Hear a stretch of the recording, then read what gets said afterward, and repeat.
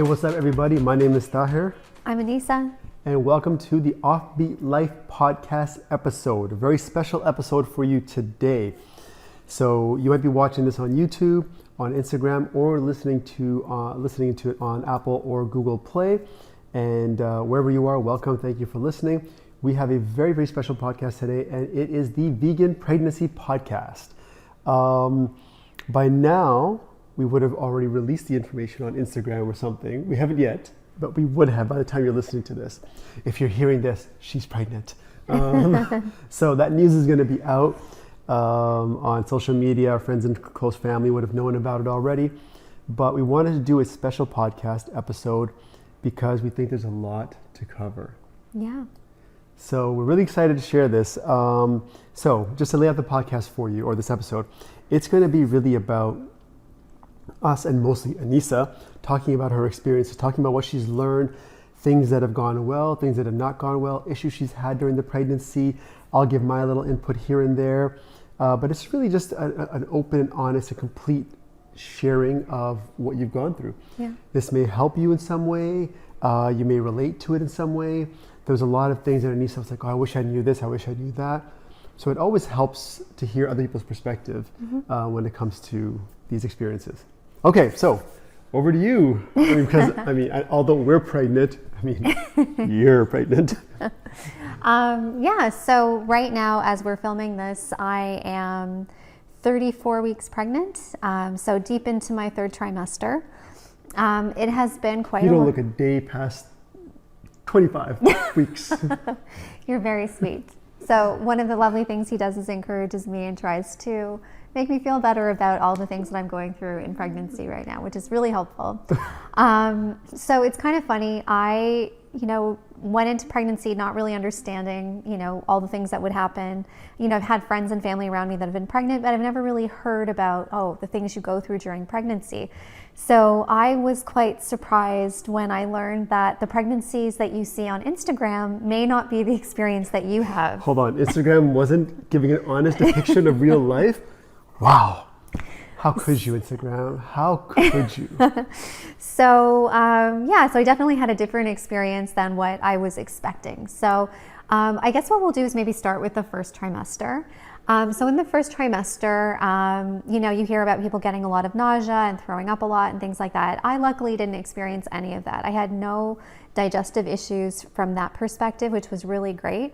But what I was blessed with is insane pregnancy insomnia. So literally for 4 months, I did not sleep properly. And when I say I didn't sleep properly, I was probably sleeping on average about 3 hours a night. And I didn't have a catch-up night where, you're super tired and then you sleep properly maybe in a couple of days. That never happened. So I was running around really kind of like a crackhead almost, just going to work and doing all the things I needed to get done, but feeling terrible. I felt probably my worst. And I was extremely irritable and things like that. I was trying to manage it as best I could, but I definitely was, not my best self sometimes. Honestly, you were pretty good. I'm not gonna lie. Of course it's tough. You struggle with it, and then I would get, frustrated with certain things, and you would get frustrated with certain things. But overall, it was pretty good. Yeah. These things happen though. Right? Yeah, but it was a long time to kind of feel that way. So literally, it was 4 months. Also during that time, in terms of food, I had really only one weird food aversion, which was not wanting to eat raw vegetables. So as a vegan, and whole food plant-based vegans as we are, I used to eat a lot of salads. So it was kind of weird to not all of a sudden want to have those raw veggies that normally I would crave and be excited to eat. So I was still eating veggies, but I was just making sure they were cooked. I would steam them and cook them in different ways to make sure I was still getting my veggies in. I wasn't really into smoothies so much at that time either. Again, those cold raw things I wasn't really wanting. So I'd get my fruits and veggies into different ways, just without doing the traditional smoothies and salads that I would have a lot of. But other than that, my diet was pretty good and still quite healthful and still definitely surrounded by, based on whole foods for sure. Also throughout my pregnancy, I've been making sure that I'm avoiding any kind of refined sugar. So I literally have not had refined sugar pretty much since we found out that I was pregnant. And Yeah. One of the reasons for that is we just didn't want to, put that into my body. Again, everything that you put into your body during pregnancy, your baby's experiencing, and we wanted to avoid that. That was kind of our personal thing. And actually, interestingly, we never really ate a lot of refined sugar to begin with. Yeah, I was going to say, yeah. But, we would maybe do maybe once a week or once every couple weeks, we might have a vegan dessert or something. So we've been avoiding all of that. Yeah. And actually, interestingly, as we've completely taken it out of our diet, I've had no cravings for it, like actual sugary things. So I think there's something to be said for when you feed your body a certain way, your body starts to crave those types of food. And if you eliminate things, and over time, you may not crave those things that you've eliminated. So that was really interesting, because we really went completely off of it, zero refined sugar. Yeah. That was mostly your choice too. You really wanted that.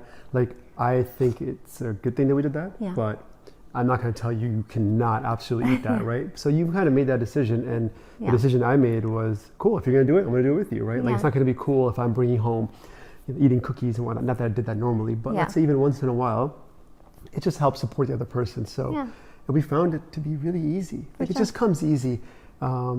Initially it's a mindset thing, but then eventually it's just your body gets used to it. And there's so many other things you can still make, right? We have our, put a shameless plug in, we have our date balls, right? And there's dried fruit or regular fruit. There's a billion other things you can do still. So no, so it really wasn't that hard. Even for birthdays, actually your birthday happened back in October, and I didn't even have cake on your birthday, and it was from my favorite vegan cake place, but I was like, no, it's okay, I don't need to do it. So it wasn't that hard. In terms of exercise and lifestyle things, I continued to exercise throughout my first trimester. I would do an hour of some kind of workout. Typically, it was going to be more of my rigorous kind of yoga practice that I do. So I'd be doing an hour of that. No changes in the actual flow or anything that I was doing. It was an intense vinyasa power yoga flow that I was doing, but just doing it at home. And I would try to walk most days. Initially, maybe the first month or two, I was actually very tired, even physically. So sometimes what I would do is I would make sure I was active every day. So whether that was going to be a long walk, whether it was 45-minute to an hour walk, or I would do the yoga. And I kind of did it, alternating each day. And then eventually I had more energy at the end of the first trimester, and then I started doing the yoga practice every day again, and then throwing in a 20-minute walk or something. So staying active, I think that was really helpful for probably my mental health too, even though I wasn't sleeping and stuff. It was not as bad as it could have been. A couple other weird things that I had in terms of pregnancy symptoms during that time would have been my nose was very, very runny. Yeah, it was really weird. And at night, and so sometimes I would bother you at night blowing my nose and stuff like that. So that was really weird. And also, there was something else. I had a runny nose. Oh, and I was out of breath. That was the other thing. I was out of breath, not from walking upstairs and things like that, but just generally in the work that I do. I do presentations for clients. I'd run meetings and things like that, and I would be out of breath in these meetings or doing these presentations. I'm oh, am I going to get through this hour of having to talk? And so I was able to get through it, but it was just really uncomfortable. So those were the weird symptoms that I had. But generally speaking, it was not too bad, I think. The sleep was really hard. The bad. That sucked because you work, you're busy during the day, you work out, and now you're pregnant as well. So you have another third major energy drain. And not getting enough sleep really hurts.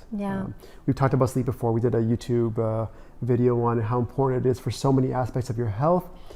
And it's one of the reasons why we're able to be so high functioning, right? Why we're able to work, do a billion other things, and work on the business, and still exercise, play ball, do yoga, whatever, because we really get that regeneration from sleep. And for you to be missing that while you're pregnant, it was tough. And I actually followed all of our tips and things like that, and all of the tips I could find online, even new tips, and they weren't helping. So I think it's the hormones were a little crazy, and my body, when my hormones are crazy, then my body doesn't want to sleep. It just is kind of on high alert. So anyway, we got past that, which was great.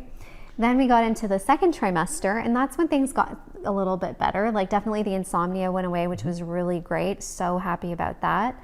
Also, in terms of food, my food aversions went away. So like I was able to then all of a sudden eat salad, and I was able to have smoothies again. So I was able to like really get back into a lot of the foods that I previously enjoyed eating. Just trying to eat a little bit more of them, and like trying to add a little bit more fats to my diet and things like that. So in the form of like different nut butters and avocado, things like that.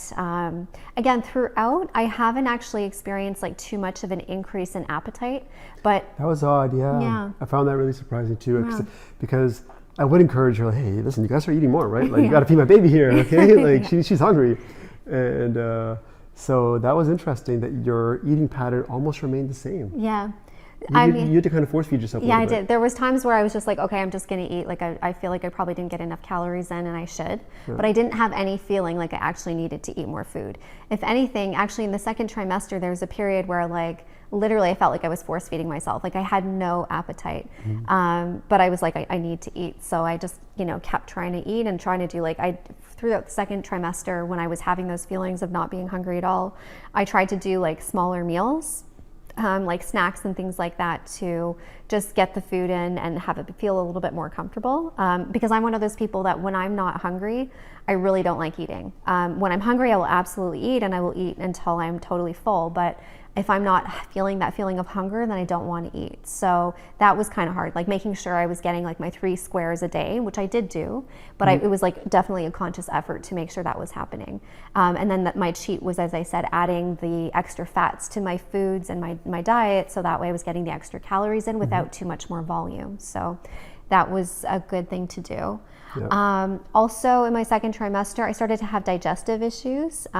So what I did for that was I started taking a probiotic, which was very helpful. And I'm still taking it now in my third trimester, and I'll probably stick with it even after. And also celery juice. So I started juicing celery every day, and that's really helped with my digestion as well. And I think it's also probably helped to eliminate if I'd had any bloating or anything like that, because throughout my pregnancy so far, knock on wood, I haven't had any bloating or anything like that. And I'm wondering if perhaps, the celery juice and things like that were helping. I'm not sure, but they certainly did help with the digestive issues that I was experiencing. You skipped over the whole climax, the buildup of this. You just went right to the solution. Oh yeah. You forgot all the struggles with the digestion. Like it wasn't easy. Like it was bad for a while. Yeah. And you were trying everything. Yeah, I did try everything. All the old tricks that you hear about. Yeah. The prune juice and the fig juice and this the prunes and prunes and all kinds of things. I did everything. You tried every single thing. More water, more this, more fiber. I mean, you couldn't get any more fiber already. Yeah. So it was like anything and everything. And then finally, I guess you think the celery juice was the one. It's hard to say because by the time it started happening, like you tried 10 different things. Yeah, exactly. So we're sticking with the celery juice just to be on the safe side. So that for sure is happening. Worked, And the probiotic, I think the probiotic was probably the big one that also made a difference. So if anyone's out there struggling, maybe try these little tips and see if it helps. I don't know. It seems to have helped. You tried, prunes, prune juice, then fig juice. Yeah. Soaked figs, because that's an old thing that Mom they do. told me about that, I think. Yeah. You were doing lemon water, celery juice, probiotics. Yeah. So try one of these and one of them will work for you. I was even getting to the point where it was so bad, I was like, should I have coffee? And anybody knows that I don't drink coffee because I get extremely stimulated from caffeine, so I never would do that. And then being pregnant on top of that, it wouldn't be something that I personally would choose to do. But I was that desperate that it actually crossed my mind. So these things definitely, to me, I think that these were the 2 things that really helped a lot with the digestion. Also, during the second trimester, I had one kind of major health issue that came up, which was unexpected and extremely painful. And learning afterwards, many women experience this, so I will share. that I had an issue with some fibroids that were breaking down during the pregnancy. Not everybody has fibroids, or they may not even know that they have them, but it is something that is extremely painful. If you experience this, you'll know. So it was a couple of weeks there where I was in excruciating pain. It was really, really terrible. 1 week that was really bad. It was the 1 week. There was discomfort for a couple of weeks, but the 1 week was really, really bad. Like I couldn't sleep from that. We had to go to the hospital, all that kind of stuff. There's nothing that they can really do for you. In some cases, some people will take pain medication, and I chose not to do that. But it was very painful. It was crazy. I'm like, and at the time they told me this could last a couple of weeks, or it could be your entire pregnancy. And I was like, oh my God, kill me if this is my entire pregnancy. I don't know how I'm going to do this. So luckily it was only. You were like, I can't keep this up, because you were in so much pain, so much discomfort. It was so bad. Yeah. But there were some things that helped. I mean, time helped. Eventually, thankfully, it got better. But there were a few things that you did that gave you comfort. And what were those? So definitely using a heating pad whenever I could. That was helpful. Also, baths were super important. So like soaking in a really warm tub and using like magnesium and magnesium salts and things like that were really, really helpful. I would get relief while I was in the tub, but then almost immediately after I get out of the tub, it would be back. Yep. So there was that 1 week where the pain was really bad. I was literally having a bath 3 times a day. So like first thing in the morning when I'd get up, I was working from home luckily. So I was able to at lunchtime, just like go have a quick soak in the tub at lunchtime. And then at the end of the day, I'd have another soak in the tub. So it was like 3 times a day that I was soaking, just to get that kind of relief for a little bit. And then using the heating pad where I could. So this is why you didn't show me the water bills during that time. Huh? I'd like to go look at those now and see the spike in water consumption. Yeah, it was definitely necessary. Yeah, she was living in the bathroom, in the tub. Yeah. And anytime she'd be in pain, I'd just be like, "Why don't you go in the tub? Just have a soak." She's like, "Yeah, okay, I'll go do it again." Yeah. But it was huge. It was a lifesaver. It really gave you relief. And when you're in that much pain, any moment of relief is like gold. So for sure. Yeah. Yeah, it was really helpful. Heating pad, I remember that was your best friend. You would call it the best friend, and then the bath was like your drugs. Yeah. To give you relief. So. Exactly.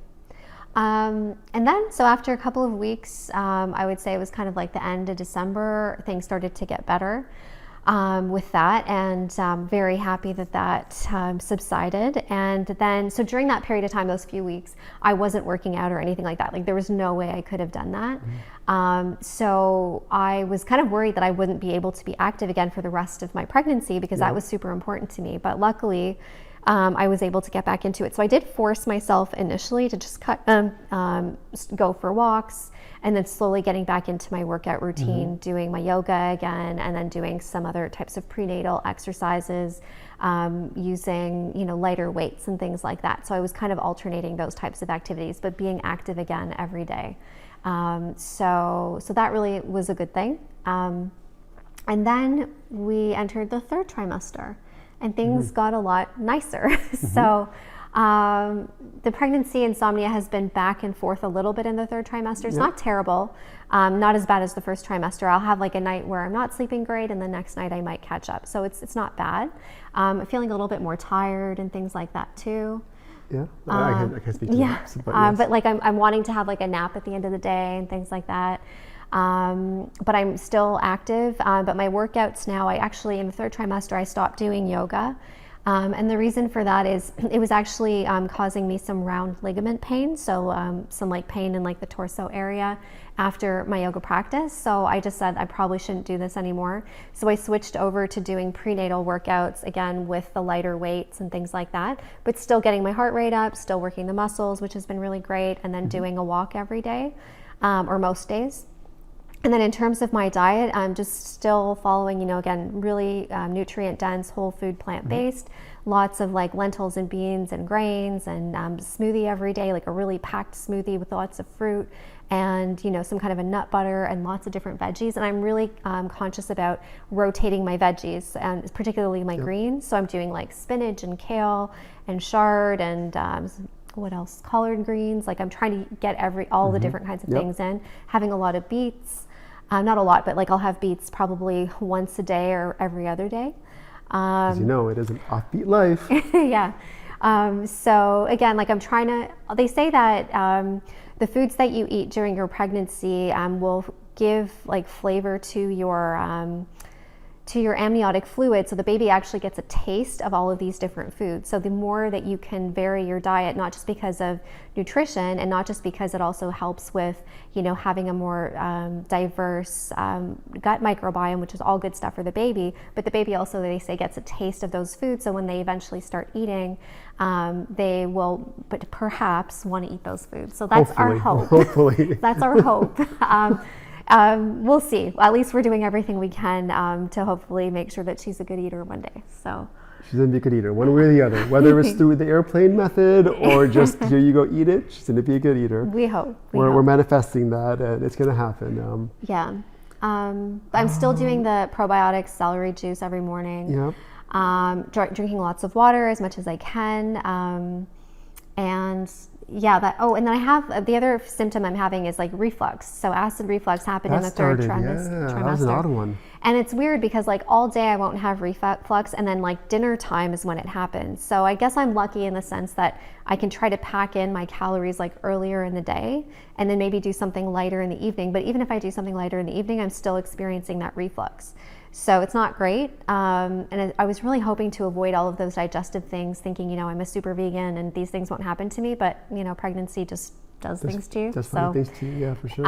Your body's going to do what it's going to do. So I've been trying lately to have like a little bit of like coconut yogurt in the evening if I'm feeling that coming on. That's been helping a little bit. Mm-hmm. So we'll see. But yeah. So let's talk about, so you talked about your physical activity. Yeah. That's been great that you've been able to keep that up. Your diet overall hasn't drastically changed. That's kind of cool. Another big thing that happens to women is their body weight changes, right? Mm-hmm. For you, I think for the most part, their body composition also changes. Body weight changes. Everything changes for the most part. I've said it to you many times that you look very similar to how you did before pregnancy, except for mostly in the belly. Your tummy, where the baby is, where baby con is. She's asleep in there. But yeah, you haven't noticed any excessive like water retention, mm-hmm. As you said, bloating. Mm-hmm. People hold weight in different areas, and you haven't gone through a lot of that. I don't know. It's interesting. They say that even genetics-wise, like if you look at what happened to your mother, it may not happen to you, because even the same person being pregnant, every pregnancy is different. So you may have had a pregnancy where you didn't gain much weight at all, except for, you were carrying all belly and that was it. And then you might have your second child or another child, and all of a sudden you are retaining water and you're putting on a lot of weight and all that kind of stuff. So I don't know what it is. I'm grateful that so far, I think carrying lighter always makes you feel better, but not sure how or why that's happening. Again, my workouts are not vigorous at all. Like they're just a little bit to get me moving and keep my body mm-hmm. going, and just following a really healthful diet that we always have, just trying to eat more food. And that's it. So perhaps these things are helping a little bit in that regard as well. But again, the other thing that I've seen happen is like in your last month, you can all of a sudden balloon. So that could happen too. That could happen, yeah. So we'll see. We'll keep you posted on how it all goes. But so far, so good. I mean, it is interesting, like even just carrying the weight. So this is one of the other things that, again, like the Instagram pregnancies never showed me online, and maybe other people don't experience this as much as what I'm experiencing, but it's just really hard to like carry the weight, like even though I'm a strong person, I've always worked out and weight trained and everything else. It's just like you're carrying this extra weight, like you're just moving slower. Your body just doesn't feel how it normally feels. You're hitting things with your tummy. You're like, oh wait, what happened there? You don't have that spatial awareness that you normally have, right? Because you just turn, you'll clear something. Yeah. But now it's like, oops, oh, sorry, baby, oops, sorry to hit you, sorry to bump your head here. And so that's been interesting. All of that has been kind of a learning experience for sure. It's definitely, all of this has given me so much more respect for women that are out there, our mothers and all the women out there that have had children or have multiple children. Like, wow, I don't know how you do it. My mom, 5 kids. Yeah. Your mom, three kids, yeah. And my mom also worked, and she, you know, had to take care of the kids and do everything. So I just have so much respect for people, for women in a whole new way. This has been such a really interesting ride, and I know it's not over yet because we have so much more to go in terms of labor and birth and feeding and all the things that are going to come next. So I know that this might be the easier part of the ride. I don't know. It seems like it might be from what I've been told. But still, it hasn't been easy. So I just want to say that. You know, some people love their pregnancies and are like, oh, I felt the best during pregnancy. That's not been my experience. I have kind of wanted to get to the end very, very quickly because I've not enjoyed this. But now that we're getting closer to the end, I'm kind of like, you know what, maybe we don't need to get to the end because now I realize what's at the end is so much more work. So yeah, but yeah, it's been good overall. I think overall it's been a pretty good pregnancy. But in general, as you just said, to share the honest truth is that you didn't enjoy pregnancy necessarily. It's not something that you enjoyed because it limited you from the way you were before. For sure. You loved your routine, you loved feeling a certain way, you loved being active, being able to do things, and then all of a sudden your body wasn't letting you do certain things. You didn't like that. Of course, the pain, the discomfort that has come with it. But at the same time, that being said, that plays two roles. One, it's still, I think, well worth it because you know how much you've always wanted a child, right? So having a baby for you, it's like, hey, it's worth it for going through this. But that being said, when it comes to wanting to go through this again, you're like, oh hell no, I want nothing to do with this again because this is not the life for me. This is not the life I want right now. No, I respect tremendously all the women out there that have multiple children. I don't know how you do it. Shout out to all of you women. Yeah, amazing. I am not one of those people. After having experienced this, I'm like one and done. Tap out. For sure. Good. This was a great life experience to Quality say I over did quantity. Yeah. Quality over quantity. Yeah. But yeah, let me think. Is there anything I can add from a male dad perspective? Because I feel like we get left out of the story too often. Because it's all about we're pregnant, and then all of a sudden it's like, well, you're not really pregnant. Yeah, overall it's been very interesting to say the least. I think my whole thing throughout this has been try to just support you any way I can. Me being practical, just support you and be there for you. Sometimes it's to encourage you, sometimes it's to push you, or sometimes, like for example, like there's days where you're super tired, you don't want to go for a walk. Like, oh, you know, I'm scared to say what I want to say, but there's a joke. Okay, so this is a joke. Everybody, don't try to cancel me or have some outrage towards me or anything like that. So I don't know if anybody watches The Office, but we love The Office. There's an episode where Pam and Angela both get pregnant together, and Pam isn't going for walks as often as she should.